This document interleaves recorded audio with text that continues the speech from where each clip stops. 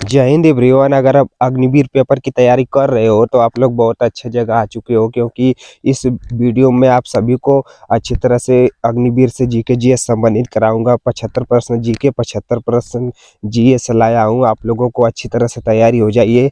और इस चैनल पर डेली बाई डेली मैं 7 बजे सुबह में अग्निवीर से संबंधित daily by daily question GK GS से संबंधित लाता रहता हूँ। तो आप लोग अगर हमारे चैनल पर नए हैं तो चैनल से जुड़ जाएं, क्योंकि इस चैनल से आप लोगों को बहुत ज़्यादा मदद मिलने वाली है। आपका पहला प्रश्न है कि हाल ही में मोहन यादव किस राज्य के मुख्यमंत्री बने हैं। तो देखो, आप लोगों को 2023-24 में जो भर्ती आई है, मतलब जितने भी राज्यपाल भारत के हैं, मुख्यमंत्री नए बने हैं, राजधानी, ये सब आप लोगों को याद करना है, क्योंकि हर प्रश्न पेपर में पूछा जाएगा कि हाल ही में भारत के किस राज्य के कौन से मुख्यमंत्री बने हैं, कौन से राज्यपाल बने हैं। तो आप लोगों को इसके बारे में जानकारी रखना बहुत ज़रूरी है मेरे भाई। अगर आप लोग नहीं रखोगे ना तो मैं 100% बता रहा हूँ कि इसमें से एक प्रश्न जरूर आएगा आप लोगों को, ठीक है, राज्यपाल के बारे में और राजधानी के बारे में और मुख्यमंत्री के बारे में। तो हाल ही में मोहन यादव किस राज्य के मुख्यमंत्री बने हैं? छत्तीसगढ़, मध्य प्रदेश, झारखंड, तेलंगाना। तो हाल ही में मोहन यादव किस राज्य के मुख्यमंत्री बने हैं? मध्य प्रदेश के। तो आप लोगों को हमेशा याद रखना पड़ेगा मेरे भाई, मध्य प्रदेश के मोहन यादव मुख्यमंत्री बने। 100% आप लोगों को जरूर अग्निवीर के पेपर में आएगा। अब दूसरा क्वेश्चन है, नेताजी सुभाष चंद्र बोस का जन्म कहाँ हुआ था? क्योंकि बहुत सारे क्वेश्चन में पूछा गया था, पिछली बार अग्निवीर पेपर में पूछा गया था। नेताजी सुभाष चंद्र बोस का जन्म कटक, उड़ीसा, जीरादेई, बिहार, कोलकाता, नाट, इनमें से कोई नहीं। तो इसका राइट आंसर हो जाएगा मेरे भाई, नेताजी सुभाष चंद्र बोस का जन्म कहाँ हुआ था? इसका राइट आंसर हो जाएगा कटक, उड़ीसा में हुआ था। नेताजी सुभाष चंद्र बोस का जन्म कहाँ हुआ था? कटक, उड़ीसा में। अब आपका नेक्स्ट प्रश्न है, नेक्स्ट प्रश्न की ओर चलते हैं। थल सेना दिवस कब मनाया जाता है? क्योंकि जितने भाई इंडियन आर्मी की तैयारी कर रहे हैं, आप सभी लोगों को पता होना चाहिए मेरे भाई कि थल सेना दिवस कब मनाया जाता है। क्योंकि ये अगर आपको नहीं पता है तो आप अग्निवीर की तैयारी क्यों कर रहे हो मेरे भाई, कोई मतलब नहीं है। तो आपका नेक्स्ट प्रश्न है, क्योंकि थल सेना दिवस कब मनाया जाता है? बहुत सारे लोगों को ये भी नहीं पता होगा कि थल सेना दिवस किसे कहते हैं, वायु सेना दिवस किसे कहते हैं, वो थल सेना, वायु सेना और जल सेना किसे कहते हैं। तो बहुत सारे लोगों को नहीं पता होगा। तो वायु सेना एयरफोर्स को कहते हैं, जल सेना सेना नेवी वालों को कहते हैं, और थल सेना आर्मी के। तो थल सेना दिवस कब मनाया जाता है? तो आप लोगों को पता होना चाहिए, 12 जनवरी, 14 जनवरी, 15 जनवरी, 30 जनवरी। तो थल सेना दिवस 15 जनवरी को मनाया जाता है। इस बात को आप लोग हमेशा याद रखना, क्योंकि अभी हाल ही में मनाया गया था, इसी 15 जनवरी में थल सेना दिवस मनाया गया था। अब आपका नेक्स्ट प्रश्न है, अर्थशास्त्र के क्षेत्र में नोबेल पुरस्कार 2023 में कौन सम्मानित हुआ? अर्थशास्त्र के क्षेत्र में नोबेल पुरस्कार 2023 से सम्मानित कौन हुआ? तो आपको इसको जवाब देना है, क्योंकि ये भी क्वेश्चन बार बार पेपर में आता रहता है। तो क्लाडिया गोल्डिन, अमेरिका, हुइलियर, जॉन फोसे, नरगिस मोहम्मद। तो आपका राइट आंसर हो जाएगा कि अर्थशास्त्र के नोबेल पुरस्कार कौन सम्मानित हुआ? तो क्लाडिया गोल्डिन, ठीक है। आपका अगला क्वेश्चन है, वर्तमान में बिहार का राज्यपाल कौन है? वर्तमान में बिहार का राज्यपाल कौन है? आप लोग इसको याद रखना, राजेंद्र विश्वनाथ, ठीक है। अब अगला क्वेश्चन है, रूस की स्पेस एजेंसी का क्या नाम है? रूस की स्पेस एजेंसी का क्या नाम है? ये बहुत ही इंपॉर्टेंट क्वेश्चन है। रूस के स्पेस एजेंसी का क्या नाम है? ISRO, NASA, RFSA, JAXA, JAXA. तो आपको इसका आरएफएसए हो जाएगा। रूस के स्पेस एजेंसी का नाम आरएफएसए, ठीक है। आप लोग इसको नोट कर लेना, रूस के स्पेस एजेंसी का क्या नाम है? आरएफएसए। अब आपका अगला क्वेश्चन है, पीएम मोदी ने किस तारीख को प्रतिवर्ष देश भर में राष्ट्रीय अंतरिक्ष दिवस, नेशनल स्पेस डे मनाने की घोषणा की है? प्रधानमंत्री नरेंद्र मोदी जी ने किस तारीख को प्रतिवर्ष देश भर में राष्ट्रीय स्पेस डे मनाने की, नेशनल दिवस, अंतरिक्ष दिवस मनाने की घोषणा की है? तो आप लोगों को पता होना चाहिए, ये भी बहुत इंपॉर्टेंट क्वेश्चन है। पीएम मोदी ने किस तारीख को नेशनल स्पेस डे मनाने की घोषणा की है? 22 अगस्त, 23 अगस्त, 24 अगस्त, 25 अगस्त। तो इसका राइट आंसर हो जाएगा इसका right answer national space day कब मनाया जाता है, तो इसका राइट आंसर 23 अगस्त हो जाएगा, 23 अगस्त। तो आपका अगला क्वेश्चन है, भारत रेलवे बोर्ड की पहली महिला सीईओ कौन बनी है। आप लोगों को बहुत जल्द मैं जीके जीएस में पढ़ाया था लाइव क्लास में कि भारत रेलवे बोर्ड की पहली सीईओ कौन बनी है, जय वर्मा सिन्हा, लीना नायर, अंजलि सूद, नॉट, इनमें से कोई नहीं। तो इसका राइट आंसर जय वर्मा सिन्हा। कुछ दिन पहले मैं आप लोगों को बताया था जय वर्मा सिन्हा। आपका अगला क्वेश्चन है, वर्ल्ड एथलेटिक चैंपियनशिप 2023 में स्वर्ण पदक जीतने वाले पहले भारतीय कौन है। वर्ल्ड एथलेटिक चैंपियनशिप स्वर्ण पदक जीतने वाले भारत के खिलाड़ी कौन बने हैं। वर्ल्ड एथलेटिक चैंपियन 2023 में स्वर्ण पदक जीतने वाले भारतीय खिलाड़ी कौन है। हरमप्रीत सिंह, नीरज चोपड़ा, अविनाश, इनमें से कोई नहीं। तो आप लोगों को बता दूं कि नीरज चोपड़ा, इसका राइट आंसर नीरज चोपड़ा हो जाएगा। आपका अगला क्वेश्चन है कि G20 शिखर सम्मेलन 2023 की अध्यक्षता किसने की। G20 शिखर सम्मेलन 2023 की अध्यक्षता किसने की। अमित शाह, नरेंद्र मोदी, राजनाथ सिंह। तो इसका राइट आंसर हो जाएगा शिखर सम्मेलन 2023 नरेंद्र मोदी जी ने किया था, इसका राइट आंसर। अब अगला क्वेश्चन है, तृतीय गोलमेज सम्मेलन किस वर्ष हुआ था। ये भी बहुत इंपॉर्टेंट क्वेश्चन है। तृतीय गोलमेज सम्मेलन किस वर्ष हुआ था। तृतीय गोलमेज सम्मेलन किस वर्ष हुआ था। 1930, 1931, 1932, 1933। इसका राइट आंसर 1932 हो जाएगा। तृतीय गोलमेज सम्मेलन किस वर्ष हुआ था, 1932 में। आपको इसको याद रखना है। अब चलते हैं नेक्स्ट प्रश्न तरफ। आपका 12वां क्वेश्चन, आगम किस धर्म का धार्मिक पुस्तक है। आगम किस धर्म का धार्मिक पुस्तक है। ईसाई, जैन, पारसी, बौद्ध। तो इसका राइट आंसर हो जाएगा जैन। आगम किस धर्म का धार्मिक पुस्तक है, जैन धर्म का धार्मिक पुस्तक है। आप लोगों को इसको याद रखना है, आगम किस धर्म का। आपका नेक्स्ट प्रश्न है, इराक की राजधानी बगदाद किस नदी पर स्थित है। अभी बहुत समय पहले मैंने कुछ समय पहले 3-4 दिन पहले आप लोगों को ये क्वेश्चन कराया था। इराक की राजधानी बगदाद किस नदी पर स्थित है। डेन्यूब, टाइगर नदी, टिग्रिस नदी। इसका राइट आंसर टिग्रिस नदी हो जाएगा। आप लोगों को इसको याद करना है, ठीक है। आपका नेक्स्ट प्रश्न है, आगरा शहर का संस्थापक कौन है। आगरा शहर का संस्थापक कौन है। फिरोज तुगलक, मोहम्मद बिन तुगलक, सिकंदर लोदी, अलाउद्दीन खिजली। तो आगरा शहर का संस्थापक कौन है। तो आगरा शहर का संस्थापक मैं आप लोगों को बता दे रहा हूँ, इसका राइट आंसर हो जाएगा आगरा शहर का संस्थापक सिकंदर लोदी है, ठीक है। आपका राइट आंसर सिकंदर लोदी हो जाएगा। तो अब चलते हैं नेक्स्ट प्रश्न तरफ कि सांची के स्तूप का निर्माण किसने कराया था। सांची के स्तूप का निर्माण किसने कराया था। आपका नेक्स्ट प्रश्न है, अशोक, बिंदुसार, चंद्रगुप्त। इसका राइट आंसर हो जाएगा अशोक, ठीक है। अब अगला क्वेश्चन है, हीलियम की परमाणु संख्या क्या है। तो ये किसको नहीं पता होगा मेरे भाई। हीलियम की परमाणु संख्या क्या है, 2, 4, 6, 8। इसका राइट आंसर आप लोगों को पता होना चाहिए, हीलियम की परमाणु संख्या कितनी है। तो हीलियम की परमाणु संख्या 2, 4, 6, 8, इनमें से 2 सही है। हीलियम की परमाणु संख्या 2 है। आपका नेक्स्ट प्रश्न है, सोनार में कौन सी तरंगों का उपयोग किया जाता है। सोनार में कौन सी तरंगों का उपयोग किया जाता है। अवश्रव्य, श्रव्य, पराश्रव्य, उपरोक्त सभी। तो आप लोगों का राइट आंसर हो जाएगा, आप लोगों को बताओ सोनार में कौन सी तरंगे, तो पराश्रव्य तरंगे, ठीक है। अब आपका अगला क्वेश्चन है, डायनेमो का कार्य है। डायनेमो का कार्य है यांत्रिक ऊर्जा को विद्युत ऊर्जा में बदलना। डायनेमो का कार्य है यांत्रिक ऊर्जा विद्युत ऊर्जा में बदलना, विद्युत ऊर्जा को यांत्रिक में बदलना, प्रकाश ऊर्जा को रासायनिक ऊर्जा में बदलना, विद्युत ऊर्जा को ऊष्मा में बदलना। इसका राइट आंसर हो जाएगा यांत्रिक ऊर्जा को विद्युत ऊर्जा में बदलना। तो अब चलते हैं आपके नेक्स्ट प्रश्न की तरफ। आपका नेक्स्ट प्रश्न है, बहुत लंबा लिखा जा रहा है लेकिन फिर भी अगले टाइम से मैं कोशिश करूंगा छोटा में लिखने का। घोड़े के अचानक चलने पर बैठे सवार पीछे की ओर गिरने का क्या कारण होता है। गति का प्रथम नियम। तो गति का प्रथम नियम, ठीक है। घोड़े के अचानक चलने पर बैठे सवार को गति का प्रथम नियम सही क्वेश्चन है।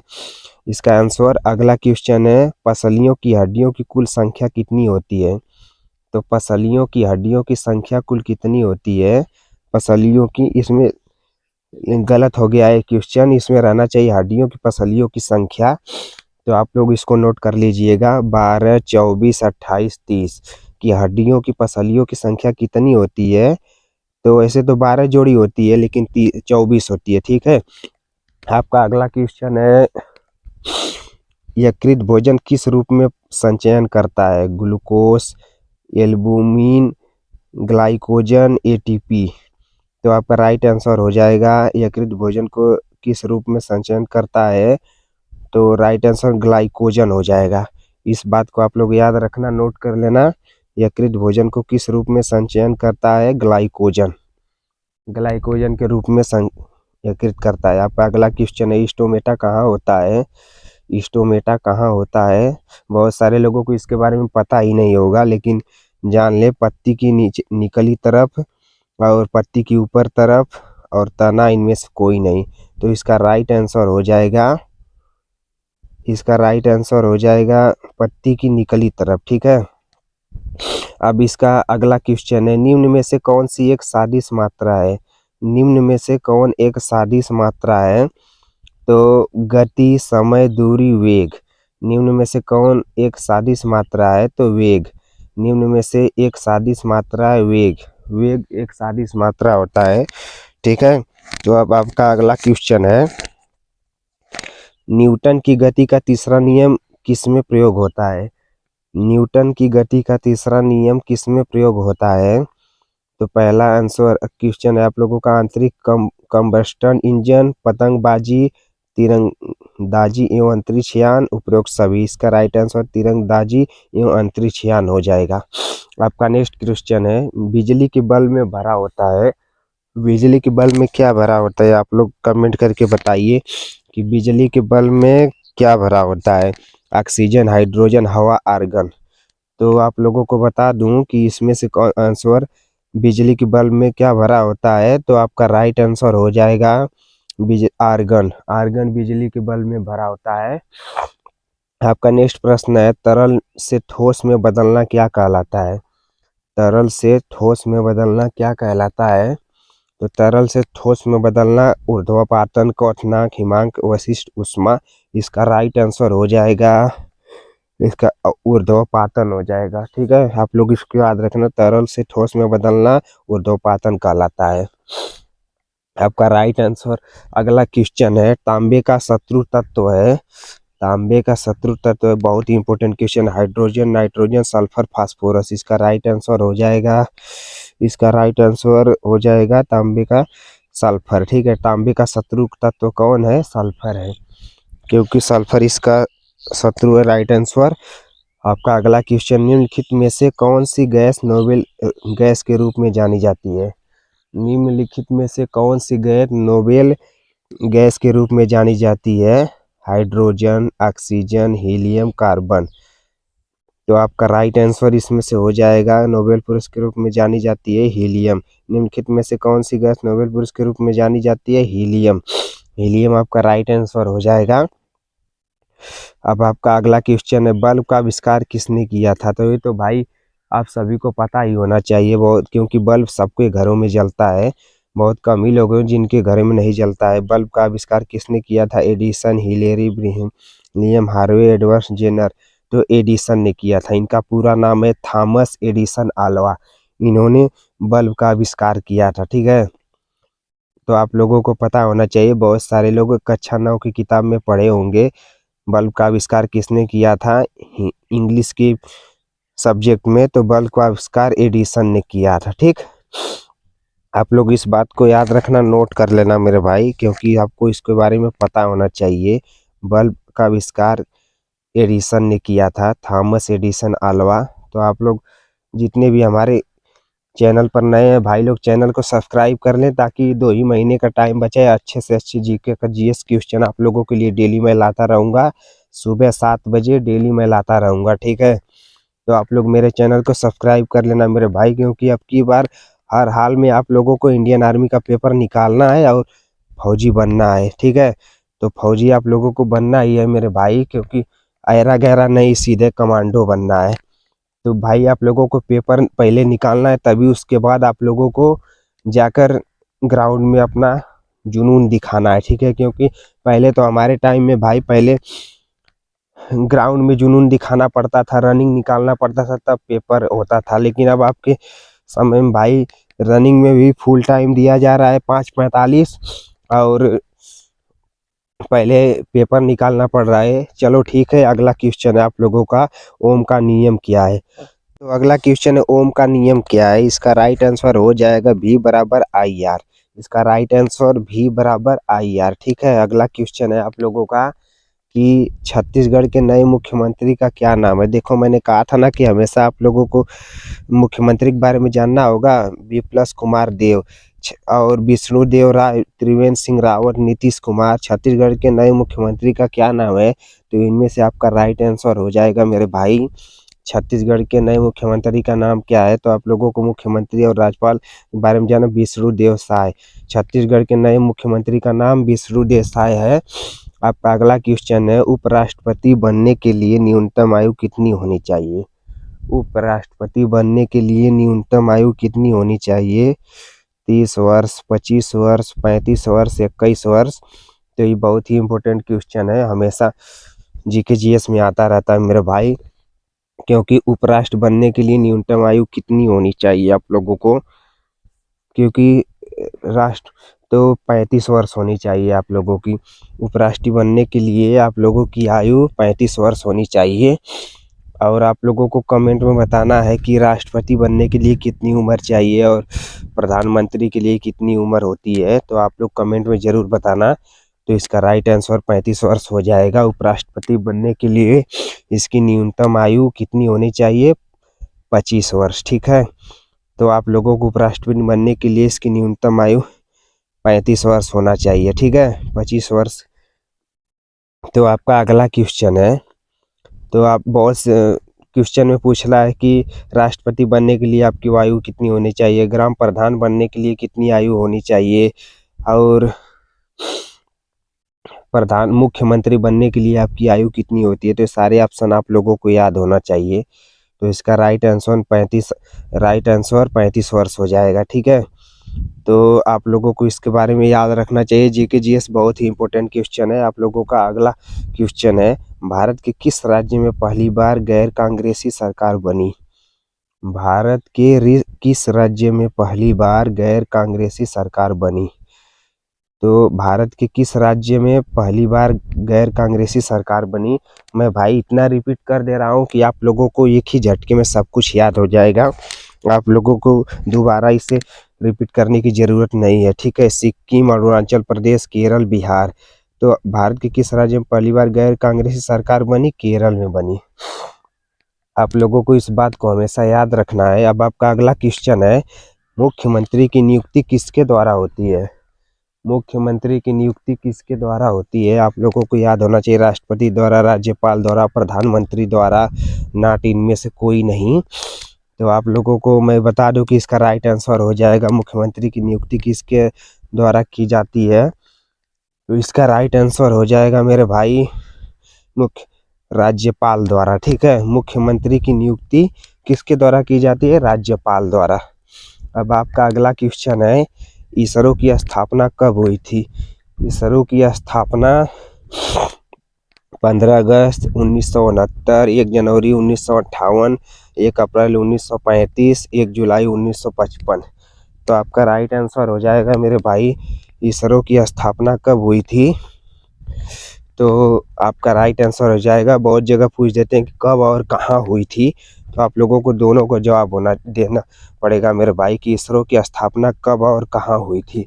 लेकिन इसमें पूछा गया है कि इसरो की स्थापना कब हुआ था, कहाँ पर हुआ था, ठीक है।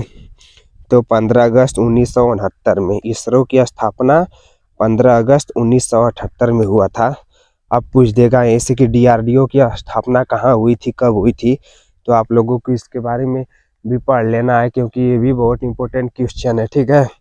अब चलते हैं अगले क्वेश्चन की ओर। मोहिनी अट्टम किस राज्य का शास्त्रीय नृत्य है? मोहिनी अट्टम किस राज्य का शास्त्रीय नृत्य है? तो आपका इसमें ऑप्शन है केरल, तमिलनाडु, आंध्र प्रदेश, उत्तर प्रदेश।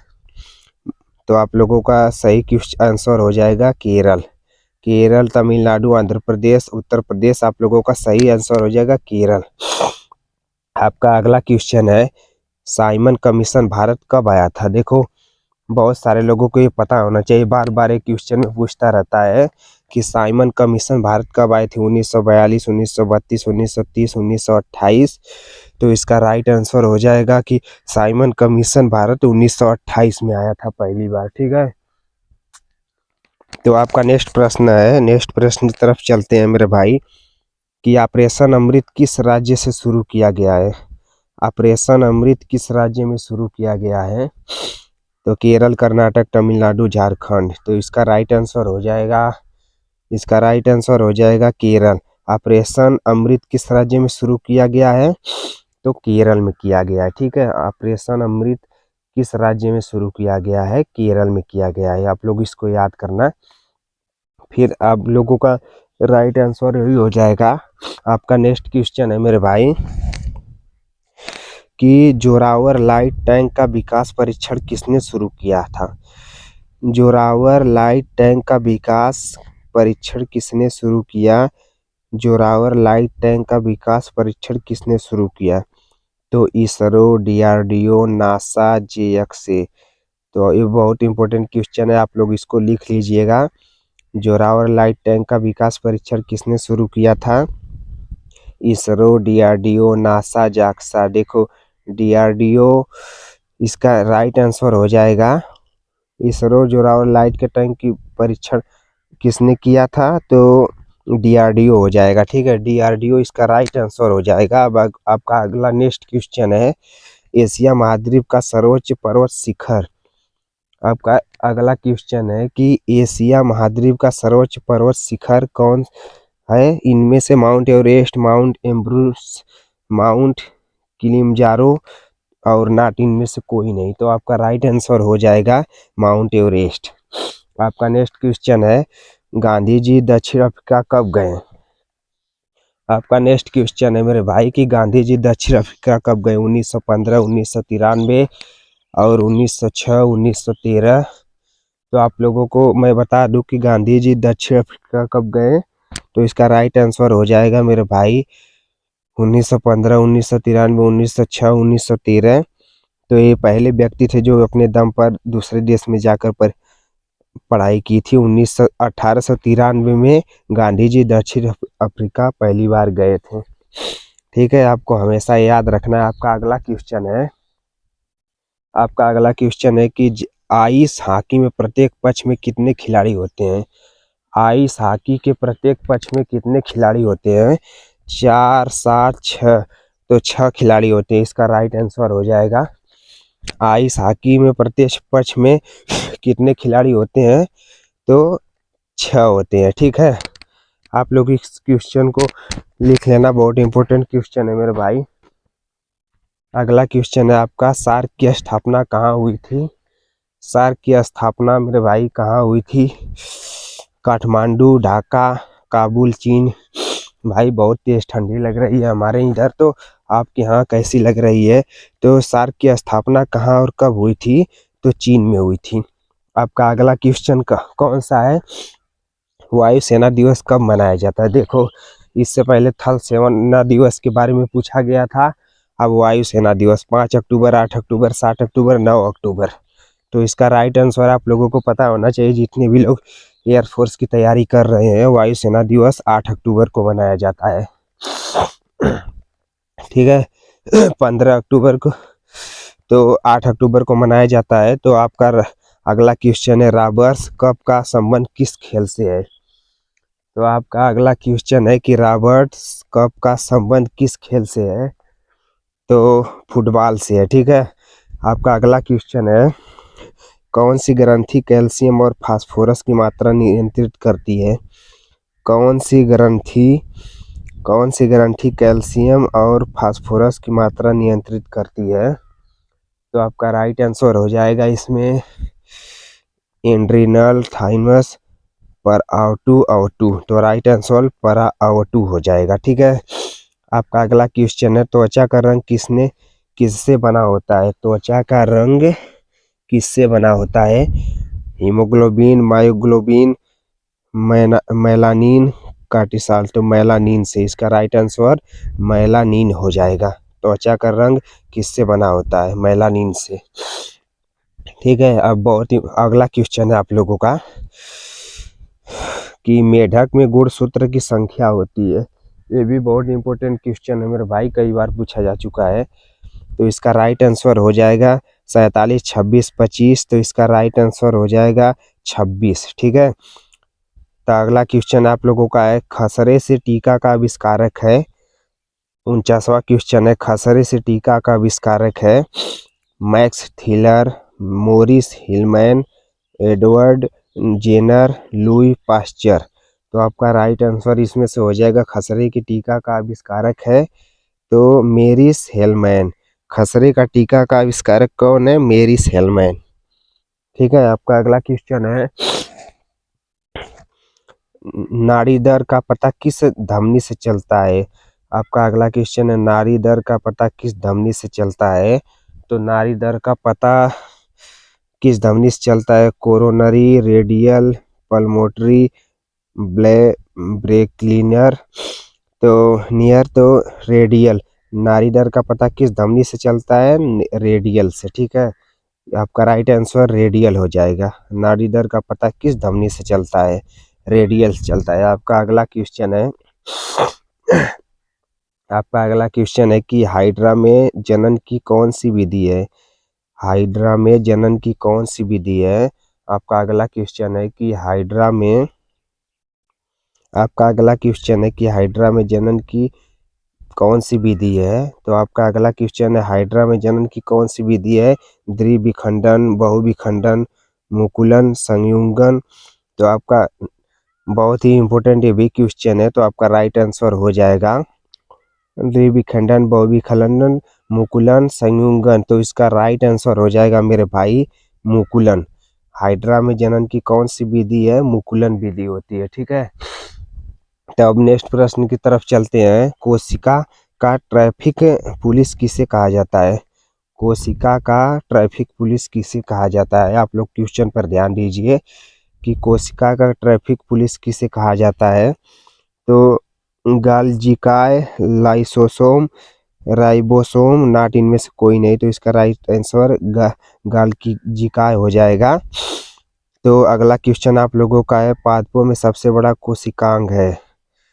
पादपों में सबसे बड़ा कोशिकांग है, इसका राइट आंसर मैं आप लोगों को बता दूं, हरितलवलक कोशिका, राइबोसोम। तो इस सब में से आप लोगों को बता दे रहा हूं, कोशिका भित्ति, नाट इनमें से कोई नहीं। इसका राइट आंसर हरितलवक हो जाएगा। ठीक है, इसका राइट आंसर हरितलवक हो जाएगा। आपका अगला क्वेश्चन है, एड्स किसके द्वारा, आपका राइट अगला क्वेश्चन है, एड्स किसके द्वारा नहीं होता है? संक्रमित रक्त से, यौन संबंध से, हाथ मिलाने से, माँ से बच्चों में। तो आपका राइट आंसर हो जाएगा हाथ मिलाने से। ठीक है, आपका अगला क्वेश्चन है, H5N1 किस रोग का वायरस है? H5N1 किस रोग का वायरस है? स्वाइन फ्लू, चेचक, पोलियो, बर्ड फ्लू। तो आपका राइट आंसर हो जाएगा मेरे भाई H5N1 किस रोग का वायरस है? स्वाइन फ्लू, बर्ड फ्लू का। ठीक है, इसका राइट आंसर बर्ड फ्लू हो जाएगा। आपका अगला क्वेश्चन है, जीवाणु जनित रोग है। आपका अगला क्वेश्चन है कि जीवाणु जनित रोग है। आपका अगला क्वेश्चन है, जीवाणु जनित रोग है। जीवाणु जनित रोग है तपेदिक, एड्स, खसरा, रेबीज। आपका राइट आंसर तपेदिक हो जाएगा। ठीक है, आपका अगला क्वेश्चन है, प्रोटोजोआ के कारण होने वाली बीमारी है। प्रोटोजोआ के कारण होने वाली बीमारी है टाइफाइड, हैजा, मलेरिया, जुखाम। प्रोटोजोआ के कारण होने वाली बीमारी है टाइफाइड, हैजा, मलेरिया, जुखाम। तो आपका राइट आंसर हो जाएगा, प्रोटोजोआ के कारण होने वाली बीमारी मलेरिया है। जुखाम हो गया मेरे भाई, बोला नहीं जा रहा है, फिर भी मैं आप लोगों के लिए क्लास चला रहा हूँ। पादप उत्तक कितने प्रकार के होते हैं? आपका अगला क्वेश्चन है पादप उत्तक कितने प्रकार के होते हैं। तो आपका अगला क्वेश्चन है 2, 3, 4, 5। तो इनमें से 2 सही क्वेश्चन आप लोगों का है, ठीक है। दूसरा ऑप्शन सही है, 2 होते हैं, ठीक है। आपका अगला क्वेश्चन है हिस्टोलॉजी शब्द का प्रयोग सबसे पहले किसने किया। हिस्टोलॉजी शब्द का प्रयोग सबसे पहले किसने किया। मेल घिपी, मेयर, स्वान, लुई पास्चर। तो आपका राइट आंसर हो जाएगा हिस्टोलॉजी शब्द का प्रयोग सबसे किसने किया था। तो आपका राइट आंसर हो जाएगा इनमें से मेयर। हिस्टोलॉजी शब्द का प्रयोग सबसे पहले किसने किया था, मेयर ने किया था। आपका